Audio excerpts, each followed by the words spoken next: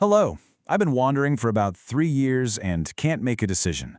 I work in an educational institution. I started with great enthusiasm, but gradually the work drained me and made me sluggish and apathetic. I don't live with joy. My stomach contracts at the thought of being at work on Monday.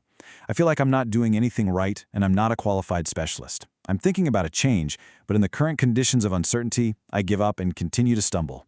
I would also talk to a psychologist, as long as this agony of hesitation is over. That feeling of being stuck, it's just so painful, isn't it? Especially when it's on a path you started with so much passion.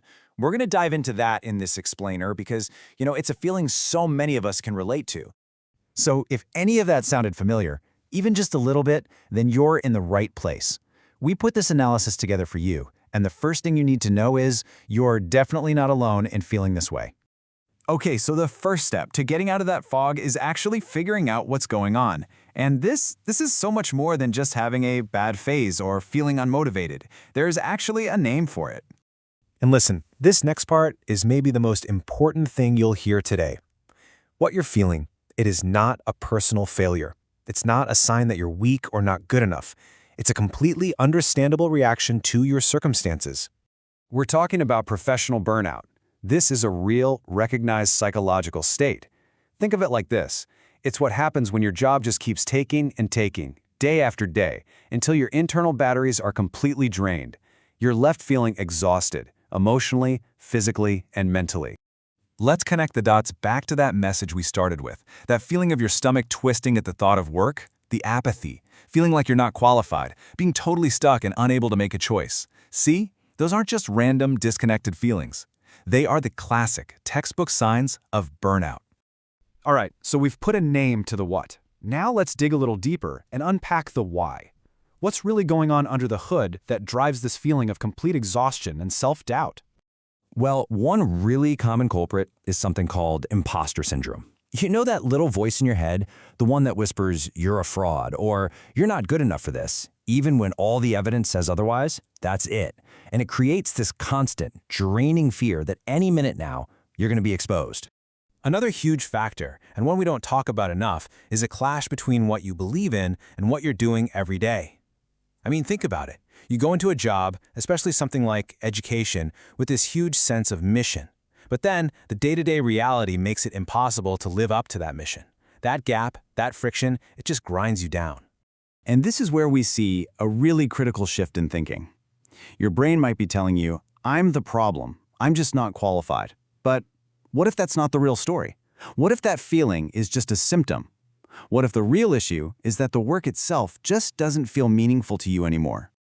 And that right there, that leads to a huge change in how we look at this.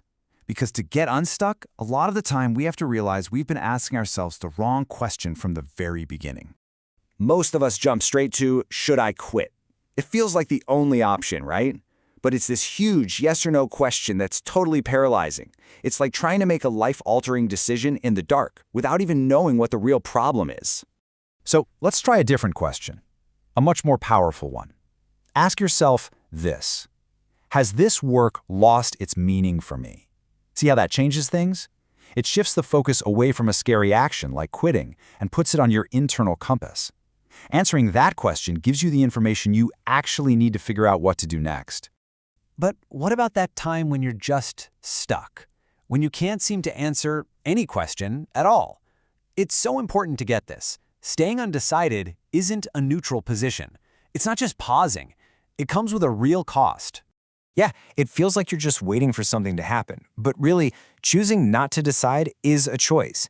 It's the choice to stay right where you are and to keep experiencing everything that comes with that situation. And that price tag? It's steep. The longer you wait, the more it fuels this nasty cycle of anxiety and feeling powerless. Every single day you stay stuck, it can chip away at your self-esteem, making you even more exhausted. The indecision itself becomes this whole new source of stress. So why on earth do we do this to ourselves? Well, it's not a character flaw. It's actually how our brains are wired. Our survival instincts would much rather deal with a pain we know than risk a future we don't. It's an old safety feature. The problem is, in our modern world, that same feature can keep us stuck in a cage. Okay, so how do we fight that basic instinct and find some clarity? The good news is you're not helpless here. There are some real, concrete things you can do to start taking back control. Let's try a simple but really powerful exercise. I want you to sit with these 3 questions and be brutally honest with yourself. First, if nothing changes, what will my life look like in 5 years? Second, if I make a change and it goes wrong, what's the worst realistic thing that could happen? And third, what am I losing right now every month that I stay undecided? Answering these can really cut through the fear and give you some solid ground to stand on. And just like the person who wrote that first message said, talking to a professional can be a game changer. Look, a good therapist isn't going to just hand you the answers. What they will do is give you the tools and the space to find your own answers. They'll help you figure out what you truly value, separate your fears from the real risks, and build a solid plan, not just an impulsive escape. So, let's wrap up with this thought. If this whole analysis has been hitting a little too close to home, I want to offer you a new way to look at it. Feeling burnt out, feeling full of self-doubt, that's usually not a sign that you're a failure. More often than not, it's a sign that you have cared so much and given so much for way too long. It's not a signal of weakness. It's a loud, clear signal that something needs to change. So the real question becomes, what change is it that will finally bring your life back into balance?